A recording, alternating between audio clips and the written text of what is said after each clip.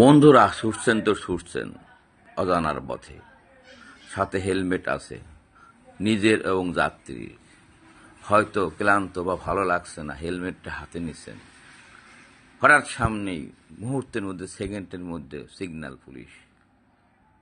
তখন এই হেলমেট হাতে থাকলে আপনাকে জরিমানা মাস্ট করবেই ৬,০০০, ৩,০০০ বা ১৬০০ টাকা।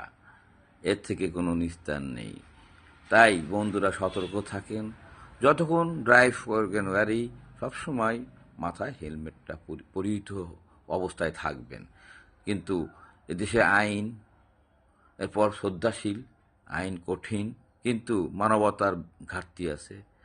সেকেন্ডের মধ্যে মোবাইলটা, হেলমেটটা মাথাতে খুলেছেন কি, সেখানে আপনাকে ক্ষমা নাও করতে পারে, জরিমানা মাস্ট, কারণ এটা আইন। তাই আইনের প্রতি শ্রদ্ধাশীল হব।